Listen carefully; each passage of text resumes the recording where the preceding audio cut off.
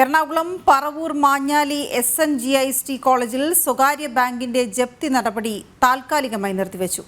മാനേജ്മെന്റും ബാങ്ക് അധികൃതരുമായി നടത്തിയ ചർച്ചയിലാണ് തീരുമാനം.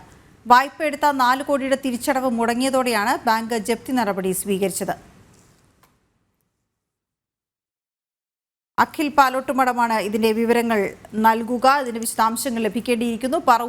എറണാകുളം പറവൂർ മാഞ്ഞാലി SNGIST കോളേജിലാണ് ഈ സംഭവം ഉണ്ടായിരിക്കുന്നത്. സ്വകാര്യ ബാങ്കിന്റെ ജപ്തി നടപടി അവിടെ ഉണ്ടാകേണ്ടിയിരുന്നു. പക്ഷെ താൽക്കാലികമായി നിർത്തിവെച്ച സാഹചര്യം. മാനേജ്മെന്റും ബാങ്ക് അധികൃതരുമായി നടത്തിയ ചർച്ചയിലാണ് തീരുമാനമുണ്ടായത് എന്നറിയുന്നു. അത് എന്ത് തീരുമാനത്തിന്മേലാണ് ഈ നടപടി ഇപ്പോൾ നിർത്തിവെച്ചതെന്ന് അറിയണം. അഖിൽ പാലോട്ടുമടം വിവരങ്ങൾ നൽകും. അഖിൽ, വിവരങ്ങൾ എന്താണ്?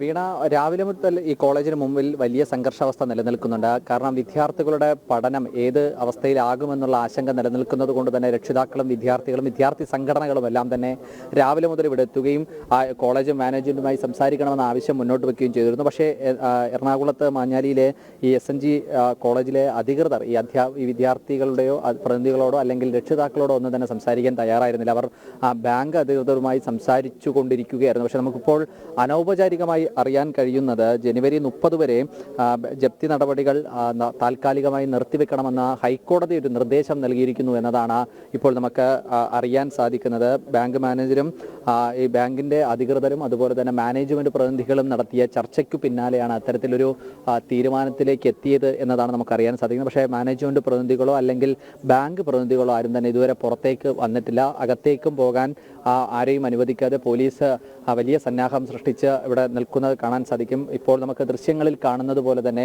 വിദ്യാർത്ഥികൾ അവരുടെ രക്ഷിതാക്കളുമായി സംസാരിക്കുന്നത് പോലും ഗേറ്റിന് ഇപ്പുറത്തും അപ്പുറത്തും നിന്നുകൊണ്ടാണ്. നേരത്തെ നമ്മളോട് പ്രതികരിച്ച വിദ്യാർത്ഥികളും രക്ഷിതാക്കളും എല്ലാം സൂചിപ്പിച്ചതുപോലെ തന്നെ ഇത്തരത്തിൽ ക്രമക്കേടുണ്ട് അല്ലെങ്കിൽ ഇത്തരത്തിൽ പ്രശ്നങ്ങൾ ഉണ്ട് എന്ന് മറച്ചു വെച്ചുകൊണ്ടാണ് കഴിഞ്ഞ അക്കാഡമിക് ഇയറിലെല്ലാം തന്നെ വിദ്യാർത്ഥികൾക്ക് ഇവിടെ അഡ്മിഷൻ നൽകുന്ന സാഹചര്യം ഉണ്ടായിരുന്നത്. K2 കേരള ടെക്നിക്കൽ സർവകലാശാലയ്ക്ക് കീഴിലുള്ള എഞ്ചിനീയറിംഗ് കോളേജാണ്. അപ്പോൾ അതുകൊണ്ട് തന്നെ ഇവിടെ പഠിക്കുന്ന വിദ്യാർത്ഥികൾക്ക് മറ്റേതെങ്കിലും ക്യാമ്പസിനകത്തേക്ക് അഡ്മിഷൻ കൊടുക്കണമെങ്കിൽ പോലും K2വിൻ്റെ പ്രത്യേക അനുമതി ഉണ്ടാവണം. സിൻഡിക്കേറ്റ് യോഗത്തിൻ്റെ അനുമതി ഉണ്ടായിരുന്നാൽ മാത്രമേ കോളേജിൽ നിന്ന് മറ്റൊരു കോളേജിലേക്ക് ട്രാൻസ്ഫർ നടത്തി വിദ്യാർത്ഥികളെ പഠന സൗകര്യം ഒരുക്കാൻ സാധിക്കുകയുള്ളൂ. പക്ഷേ എറണാകുളം ജില്ലയിൽ മറ്റു എഞ്ചിനീയറിംഗ് സ്ഥാപനങ്ങളൊന്നും തന്നെ K2 സർവകലാശാലയ്ക്ക് കീഴിലില്ല. കാരണം മറ്റു എഞ്ചിനീയറിംഗ് കോളേജൊക്കെ തന്നെ കൊച്ചിൻ യൂണിവേഴ്സിറ്റിയുടെ കീഴിലും ആണ് എന്ന് തന്നെയാണ് നേരത്തെ നമ്മളോട് സംസാരിച്ച രക്ഷിതാക്കൾ അടക്കം സൂചിപ്പിച്ചത്. പിന്നെ അതിനും അപ്പുറത്ത് ഈ ക്യാമ്പസിനകത്തെ സംബന്ധിച്ചിടത്തോളം കേരളത്തിൽ മാത്രം ഒരു ക്യാമ്പസിൽ മാത്രമുള്ള ഇൻ്റഗ്രേറ്റഡ് ഒരു കോഴ്സും ഇവിടെ നിലനിൽക്കുന്നുണ്ട്. അങ്ങനെ എല്ലാവിധത്തിലുള്ള ആശങ്ക ഇപ്പോഴും ഇവിടെ നിൽക്കുന്നുണ്ട്. നമുക്ക് കാണുന്നത് പോലെ തന്നെ ഇപ്പോഴും രക്ഷിതാക്കൾ വലിയ പ്രതീക്ഷയോടെ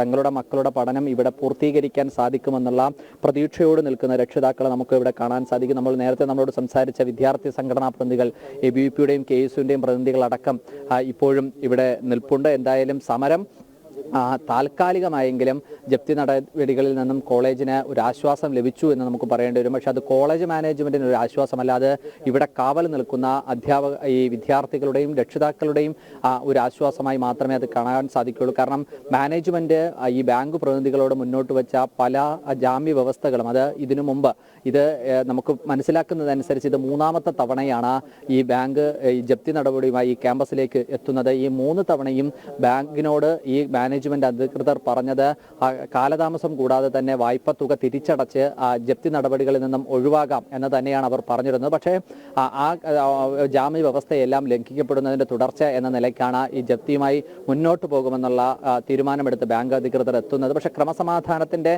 ചുമതല മാത്രമുള്ള പോലീസ് ഇവിടെ എത്തുമ്പോഴും രക്ഷിതാക്കൾക്ക് ഒരു ഉറപ്പ് നൽകാൻ ലോ ആൻഡ് ഓർഡർ കൈകാര്യം ചെയ്യുന്ന പോലീസിന് ഒരു ഉറപ്പ് നൽകാൻ കഴിയുന്നില്ല എന്നതും ഏറെ ശ്രദ്ധേയമാണ്. ഇത്രയും ഒരു ക്യാമ്പസിനകത്ത് ഒരു പ്രശ്നമുണ്ടായി ആയിരക്കണക്കിന് വിദ്യാർത്ഥികളുടെ പഠനം ആശങ്കയിൽ നിൽക്കുമ്പോഴും ഇവിടുത്തെ സർക്കാർ സംവിധാനങ്ങളും പ്രതികരിച്ചിട്ടില്ല എന്നതും ഏറെ ശ്രദ്ധേയമായ കാര്യമാണ്. വീണ.